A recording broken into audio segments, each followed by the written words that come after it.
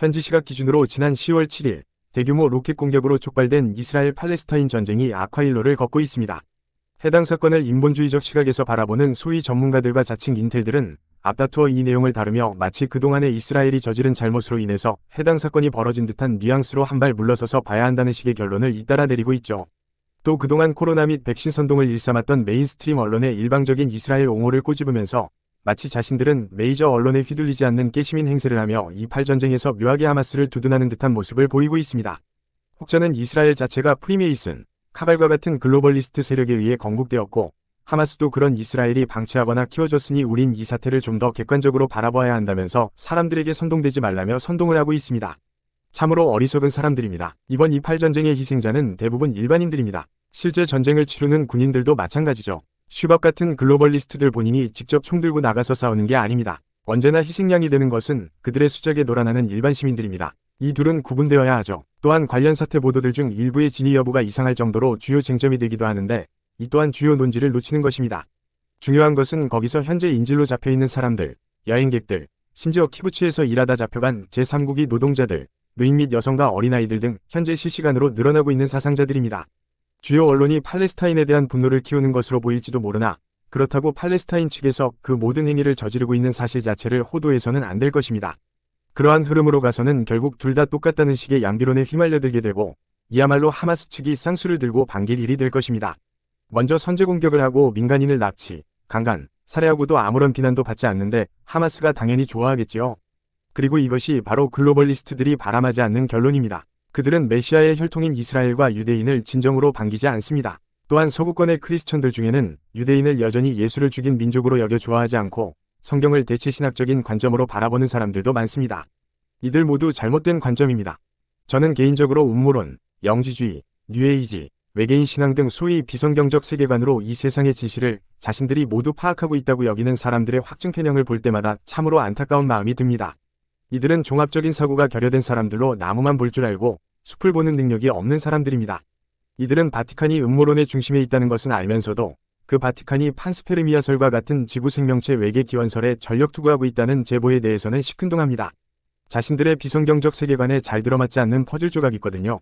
그들은 이런 정보는 무시합니다. 마찬가지로 이들은 종교가 세뇌라고 자기 자신과 주위 사람들을 세뇌하면서 정작 소위 딥스가 지원하는 공교육기관인 학교에서 왜 창조론이 아닌 진화론을 가르치는지, 심지어 왜 학교나 대학교에서 판스페르미아설을 옹호하고 학위까지 주는지에 대해서는 애써 외면합니다. 이런 질문 자체를 하지 않습니다. 자신들의 비성경적 세계관과 맞지 않기 때문이죠. 이번 이 팔전쟁도 마찬가지입니다. 이들에게 유대인은 악입니다. 그들에게 이미 답은 정해져 있습니다. 남은 일은 어떻게 유대인을 절대악으로 끼워 맞출까 하는 것뿐입니다. 세속적 정보군들은 유대 기독교가 피해자, 희생자로 사회 속에서 보편적으로 인식되는 것을 달가워하지 않습니다. 자신들의 비성경적 세계관에 맞지 않기 때문입니다. 이러한 일방적인 편향성을 가지고 그들은 정보를 검열하고 삭제하고 짜집기하여 자신만의 세계관을 형성합니다. 그렇게 나오는 결론은 하마스와 글로벌리스트가 원하는 방향으로 향하게 됩니다. 당연한 일입니다. 저는 현재의 이스라엘 정부가 글로벌리스트의 작품이라는 사실을 부정하지 않습니다. 또한 이 팔전쟁의 경과를 지켜보면 이스라엘이 팔레스타인에게 가혹한 행동을 반복해왔을 뿐 아니라 하마스와 같은 단체를 사실상 키워내는 결과를 스스로 초래했다는 것에 대해서도 부정하지 않습니다. 위의 사실들을 인정하더라도 여전히 현재 사람들을 죽이고 피해를 끼치는 테러 행위를 자행하는 존재들이 하마스이기 때문이죠. 위의 내용들이 사실이든 아니든 하마스가 악인 것에는 변함이 없습니다. 그들의 행위는 그 자체로 규탄의 대상입니다. 이것을 빌미로 가자지구와 팔레스타인 지역을 지구상에서 없애버리는 것이 이스라엘 정부의 목적인지는 모르겠으나 현재의 진행 상황을 보자면 그렇게 흘러갈 가능성이 가장 높아 보입니다. 그러나 설령 그러한 일들이 실제로 벌어진다고 해도 여전히 하마스의 현재 행동은 정당화되지 않습니다. 이러한 모든 일들에도 불구하고 이스라엘의 가자지구 민간인 지역 공습이 정당화되기 힘든 것처럼 말이죠. 또한 이스라엘이 글로벌리스트 세력을 뒷배로 만들어졌으니 편들면 바보라는 논리도 황당합니다. 2차 대전 이후 세계의 국경을 재편한 것이 패권국들이었고 글로벌리스트 세력들이었습니다. 이런 식의 논리대로라면 현존하는 국가들 중에서 비밀결사가 현대의 국가 형성에 관여하지 않은 나라는 사실상 없습니다. 특히 한국은 이러한 의혹이 짙은 나라입니다. 6.25 직전의 에치슨 9의 설정이나 이승만 대통령의 프리메이슨 연루설, 스호를 연상시키는 서울이라는 이름의 기원 논란, 태극기 관련 의혹 등 애초에 미국 자체가 프리메이슨이 건국한 나라인데 그러한 미국이 도와준 한국이 글로벌리스트에 입김없이 건국됐을 리가 없습니다. 따라서 해당 논리대로라면 글로벌리스트의 뒷배로 설립된 한국도 북한이나 중국에게 침공당했을 때 한국을 편들면 바보가 된다는 기막힌 결론이 나옵니다. 실제로 이와 같은 논리로 한국전쟁 당시 오히려 한국과 미국을 비난했던 사람이 프랑스의 실존주의 철학자인 사르트르였죠. 참으로 어리석은 세계관입니다. 비성경적 세계관을 가진 음모론 인텔들, 자칭 지식인, 박사나 교수들이 하나같이 놓치는 진실이 있습니다. 바로 하나님이 역사의 진정한 주인이라는 사실입니다. 글로벌리스트가 역사를 주관하는 게 아닙니다. 따라서 글로벌리스트 세력에 의해 건국된 미국을 하나님께서는 그동안 세계 1위의 선교사 파송국가로 사용하셨습니다. 마찬가지로 건국 시기 글로벌리스트 세력이 개입 정황이 명백한 한국을 세계 2위의 선교사 파송국가로 사용하셨습니다. 이렇듯 글로벌리스트가 얼마나 개입했느냐가 본질이 전혀 아님을 알 수 있습니다. 하나님은 인간이 스스로의 힘으로 완전하고 깨끗한 나라를 건국할 수 없다는 사실을 아십니다. 죄인도 뒤바꾸어 위인으로 사용하시는 하나님입니다. 하물며 다수가 모여있는 국가와 같은 조직은 말할 필요도 없겠죠. 실제로 하나님께서는 전쟁으로 초토화됐던 대한민국을 들어서 오늘날 세계 선교의 중심지 중 하나로 만드셨습니다. 앞으로는 이스라엘이 깨어나 그리스도 복음 전파의 마지막 사명을 담당할 두 증인의 하나로 우뚝 서는 성경의 예언이 성취될 것입니다. 그리고 해당 사역을 위하여 하나님께서는 이스라엘이 글로벌리스트와 로스차일드 가문 같은 세속적인 세력들의 개입으로 건국되는 것을 허락하신 것이죠. 악인의 계획조차 비틀어서 구원 사역으로 뒤바꾸어 버리시는 것이 하나님의 능력입니다. 바벨론 포로 당시의 이스라엘을 생각해 보시길 바랍니다. 바벨론의 포로였던 이스라엘 족속은 결국 예루살렘 성전과 성곽을 재건했습니다. 비성경적 세계관으로는 절대로 이해할 수 없고 도달할 수 없는 결론입니다. 해서 소위 무신론적 세계관의 음모론 인텔들, 지식인, 교수들은 앞으로 일련의 사태가 에스겔에 나오는 곡과 마곡 전쟁으로 흘러가는 시나리오에 대해서 전혀 예측할 수 없습니다. 그들은 설령 해당 내용을 알더라도 자신들의 세계관과 맞지 않기 때문에 언급하지 않을 것이고 철저하게 외면할 것입니다. 하지만 역사는 하나님의 것이죠. 실제로 곡과 마곡의 무대는 현재 빠르게 준비되어 가고 있습니다.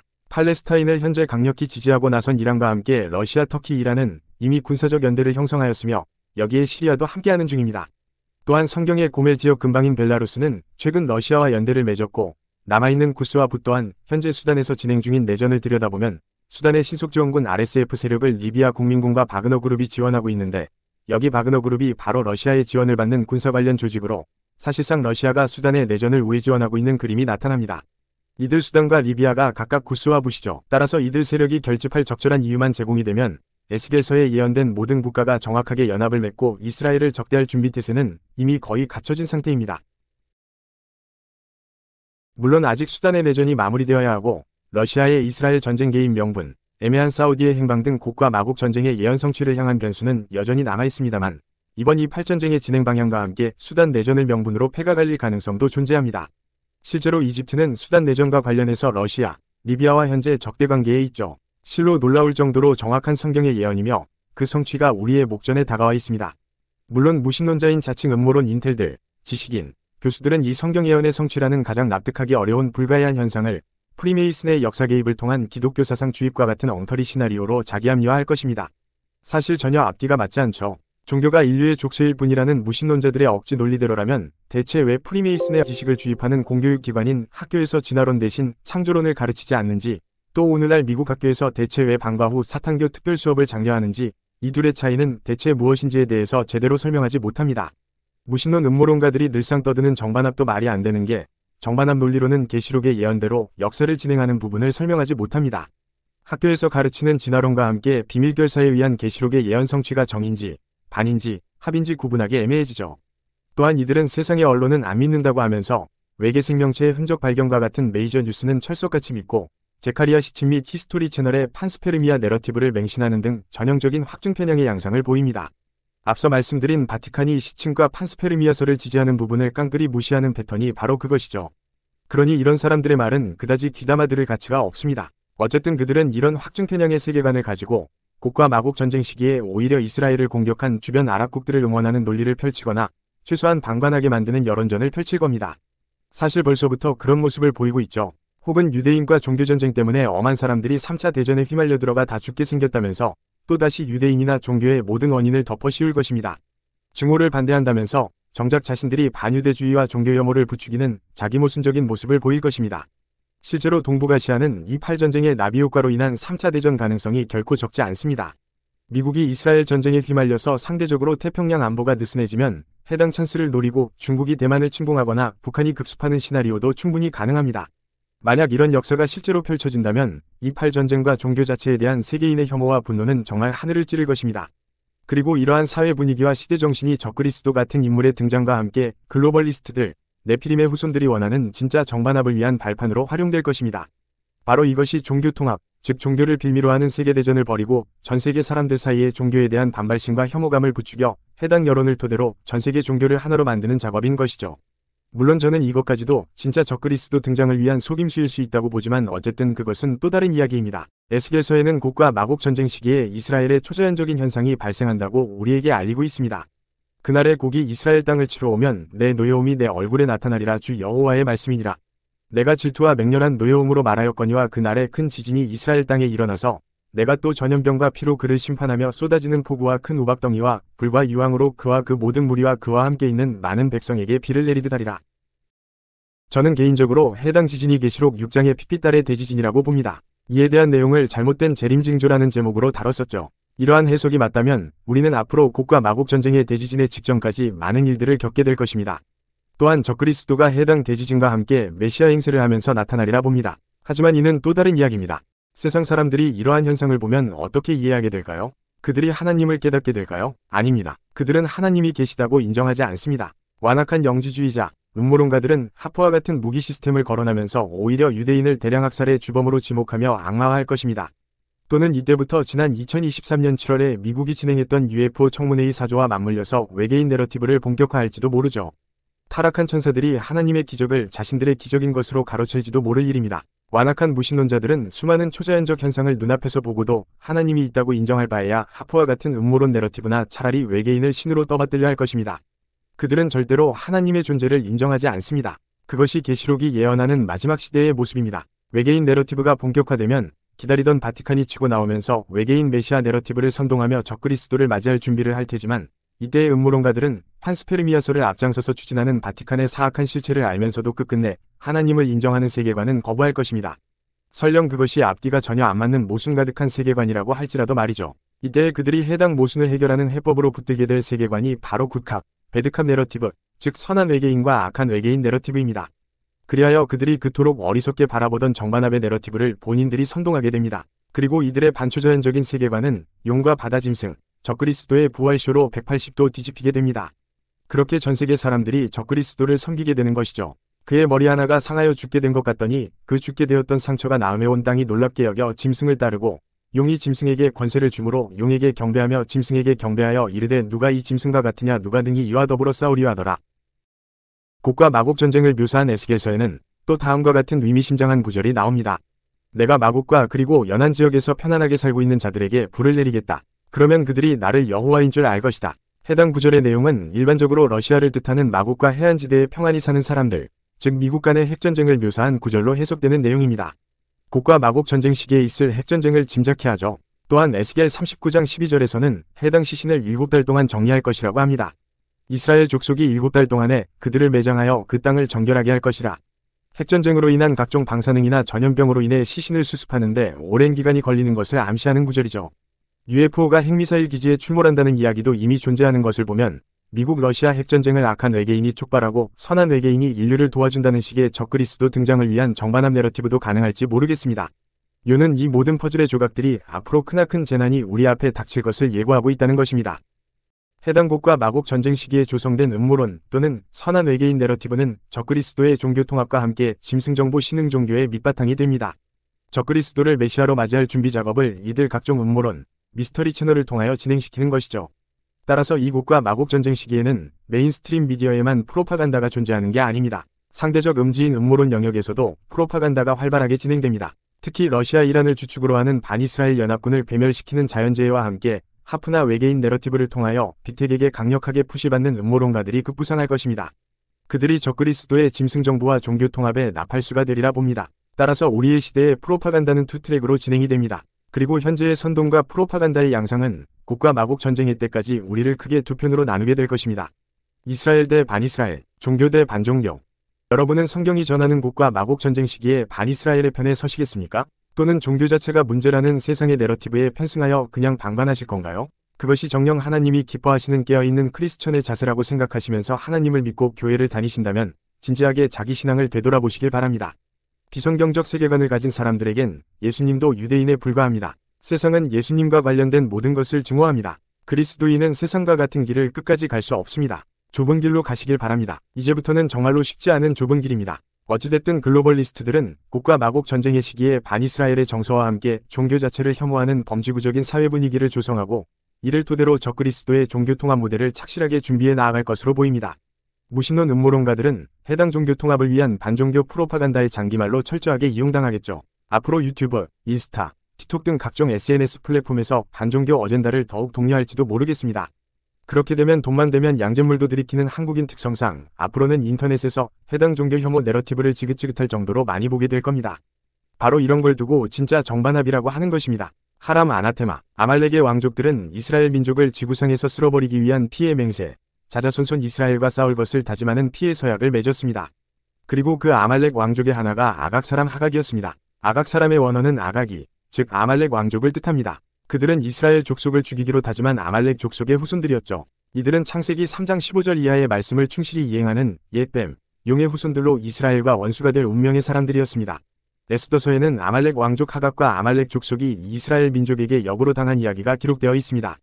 루터는 불임절의 기원이 된 해당 사건을 지적하면서 유대인을 잔혹한 인종으로 모욕하고 오도했죠. 하지만 이렇게 하지 않았으면 하만의 계략으로 유대인은 멸절되고 예수 그리스도께서 나실 수도 없었을 겁니다. 거기까지가 사탄의 계획이었죠. 하람 아나테마의 맹세를 지키고자 했던 아말렉 족속은 결국 자신들의 피로 하나님을 대적한 자신들의 죄값을 치러야만 했습니다. 이날을 기념하는 것은 사탄의 계획이 무너진 것을 기념하게 하신 것이었죠. 마지막 시대에 중동과 러시아를 준동하여 이스라엘을 공격하게 만드는 일 또한 바로 하만의 책략과 궤를 같이 하는 것입니다. 마지막 시대의 구원사역을 담당할 이스라엘 민족을 없애는 것이 타락한 천사들의 오랜 수건이죠. 이러한 역사에 동참하는 세력은 패망을 맞이하게 되어 있습니다. 하지만 예수 그리스도의 복음이 우리에게 전해지는 오늘날에는 혈통만으로 서로를 원수로 여기는 일은 사실 큰 의미는 없습니다. 여호수아 시기에 기브온 족속과도 같이 이스라엘과 공존하는 것이 허락되었던 가나안의 비네피림 민족들처럼 오늘날의 팔레스타인 사람들도 그리스도의 복음 안에서 이스라엘과 같이 하나님의 아들들로 거듭나야 하는 구원의 대상들입니다. 하지만 사탄은 바로 이러한 사람들을 모두 이용하고 인질로 삼아 서로 싸우고 반목하며 죽게 만듭니다. 아담의 후손인 인류가 반목하며 서로를 증오할수록 타락한 천사들은 늘어나는 자신들의 지옥행 동료들을 기분 나쁜 미소와 함께 바라볼 것입니다. 별들이 하늘에서부터 싸우되 그들이 다니는 길에서 시스라와 싸웠도다. 초자연적 세계의 전쟁을 설명하는 것으로 읽히는 사사기 5장의 말씀 이외에도 다니엘 10장에는 영적 세계가 마치 현실 세계와 겹쳐진 것과 같이 그려집니다. 페르시아에서 실제 발생한 전쟁이 영적 세계의 전쟁과 연동되어 있습니다. 실제로 다니엘에게 하나님의 메시지를 전하는 천사가 대적의 군대에 가로막혀 21일이나 지체되어 도착합니다. 그리고 다니엘 12장에는 마지막 시대의 모습에 대한 힌트가 들어있습니다. 그때의 내 민족을 호위하는 큰 군주 미가엘이 일어날 것이요 또 환난이 있으리니 이는 개국 이래로 그때까지 없던 환난일 것이며 그때의 내 백성 중 책에 기록된 모든 자가 구원을 받을 것이라. 이러한 성경 속의 힌트를 종합해 볼 때 우리는 마지막 시대로 향하는 이 길목에서 이스라엘을 호위하는 천사 미가엘이 현재 영적 전쟁을 벌이고 있음을 알 수 있습니다. 그들은 지금 가자지구 근방의 영적 차원에서 전쟁 중입니다. 초자연적 세계관을 지닌 그리스도인들은 이러한 영적 전쟁을 깨닫고 현재 벌어지는 표면적인 사태들 이면에 영적 전쟁을 위해서 기도해야 할 줄로 믿습니다. 우리의 씨름은 혈과 육을 상대하는 것이 아니요 통치자들과 권세들과 이 어둠의 세상 주관자들과 하늘에 있는 악의 영들을 상대함이라. 곡과 마곡 전쟁은 단순한 3차 대전 이상의 의미를 지니는 전쟁입니다. 천사장 미가엘을 사령관으로 하는 천군 천사와 페르시의 군주 및 아랍 지역과 러시아, 동유럽, 북아프리카의 국가에 이르는 지역을 관할하는 통치자들, 권세들로 불리우는 천사들 간의 대전쟁입니다. 사사기의 표현을 빌리자면 별들의 전쟁이요 지상의 각 나라를 지배하는 군주들, 이른바 타락한 군대와 천상의 군대의 대결인 것이죠. 이것이 세상이 전하지 않는 진짜 전쟁입니다. 그리고 이는 어디까지나 제 개인적인 추측입니다만 마지막 시대에 이스라엘을 적대하는 국가들이 짐승정부 시기에 복음의 문이 열리는 국가일지도 모릅니다. 즉 미가엘을 위시한 천상의 군대에게 해당 국가의 통치자들 권세들이 패배하고 현실 세계 속으로 쫓겨나는 모습이 우리 인간의 눈에는 UFO나 외계인이 현실에 등장하는 것으로 보일지도 모를 일입니다. 우리가 영적인 세계에 대해서 완전히 파악할 수는 없기 때문에 어디까지나 추정입니다만 곡과 마곡 시기에 이스라엘을 대적하는 국가와 지역들을 보면 대부분 비복음 지역들입니다. 그렇다면 그동안 해당 지역의 군주들로 인해서 막혀 있었던 복음의 길이 열리고 곡과 마곡 전쟁 이후 이스라엘을 적대했던 지역들에서 마지막 부흥이 시작되는 것은 아닐까요? 곡과 마곡을 묘사하는 스가랴 12장의 내용 이후에 이어지는 스가랴 13장에서는 죄와 더러움을 씻는 셈이 다윗의 족속과 예루살렘 주민에게 열린다고 기록합니다. 또한 온 땅의 3분의 1을 불에 던져 은같이 금같이 연단한다고 전하죠. 마지막 때에 우리의 생각보다도 훨씬 많은 사람들이 참된 복음을 믿고 구원에 이르게 될지도 모릅니다. 따라서 우린 이스라엘을 위해 기도해야만 합니다. 단순히 현실적 차원의 문제가 아닙니다. 이스라엘의 영적인 전쟁을 위해서 우린 기도를 드려야 합니다. 이 영적 전쟁에서 하나님의 군대가 승리하기를 합심하여 기도해야 합니다. 이스라엘과 유대인이 깨어나 진정으로 그리스도의 복음 안에서 하나님의 아들들로 거듭날 수 있도록 기도해야만 합니다. 또한 팔레스타인도 하람 아나테마의 저주에서 벗어나 그리스도의 복음 안에서 하나님의 아들들로 다시 태어나길 기도해야 합니다. 이것이 예수 그리스도의 지상명령입니다. 우린 이러한 기적의 날을 위해서 기도해야 합니다. 에덴의 회복을 기도해야 합니다. 예루살렘을 위하여 평안을 구하라. 예루살렘을 사랑하는 자는 형통하리로다. 하나님께서는 누굴 편들라고 하신 게 아니라 다만 예루살렘의 평안을 위하여 기도하라고 하셨습니다. 실제로 오늘날 예루살렘에는 세계 각지의 사람들이 모여서 살아가고 있습니다. 전 세계 곳곳에 흩어졌던 이스라엘이 마지막 시대의 두 증인 중 하나가 되는 것에는 큰 의미가 있습니다. 전 세계 지구촌 사람들과 뒤섞인 이스라엘 민족이 그리스도 복음을 믿고 다시금 열방을 전도하는 마지막 사역을 감당하게 됩니다. 온 세상의 모든 언어들로 말이죠. 이것이 하나님께서 창세 전부터 보고 계셨던 풍경입니다. 따라서 하나님의 구원 계획 안에서 예루살렘의 모든 사람들이 다른 말로는 열방이 주님께 돌아오기를 기도해야 할 것입니다. 하나님의 가족 계획이 그리스도의 복음 안에서 성취되기를 우리는 기도해야 합니다. 예수님께서 초림 때 이스라엘에서 몸소 보여주신 복음이 진정 무엇인지 우리는 이 사태를 두고 다시 한번 되돌아봐야 합니다. 우린 그들을 위해 기도해야 합니다. 오직 그리스도의 복음만이 이들을 구원할 수 있습니다. 사람을 죽이는데 앞장섰던 사울이 회심하여 사람을 위해 목숨 바치는 바울이 됐던 것처럼 마지막 시대에 이스라엘이 글로벌리스트의 악한 계획이나 전쟁의 도구로 전락하여 이용만 당하다가 버려지는 것이 아니라 주님 품으로 돌아와서 그리스도의 복음을 위하여 살아가는 하나님의 참된 아들로 거듭나기를 기도해야 할 것입니다.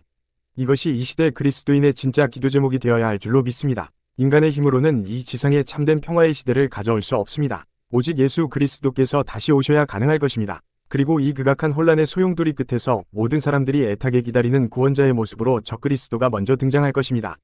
그는 장차 전 세계의 모든 종교를 통합하고 황금 시대를 열며 죽었다가 되살아나는 기적을 선보이고 많은 사람들과 한 일의 동안의 언약을 확인할 것입니다. 그리고 그의 곁을 바티칸이 지키고 후 3년 반이 시대에는 땅의 짐승과 함께 짐승의 표가 시행됩니다. 그가 장차 많은 사람들과 더불어 한 일의 동안의 언약을 확인하고 그가 그 일의 절반의 제사와 예물을 금지할 것이며 또 포악하여 가증한 것이 날개를 위지하여 설 것이며 또 이미 정한 종말까지 진노가 황폐하게 하는 자에게 쏟아지리라. 인류의 역사를 다시 써내려가는 거대한 미혹의 서막이 올랐습니다. 부디 이 마지막 시대에 진짜 미혹을 깨어 분별하는 여러분 모두가 되시길 기원합니다. 하나님의 축복과 예루살렘의 평화를 기도합니다.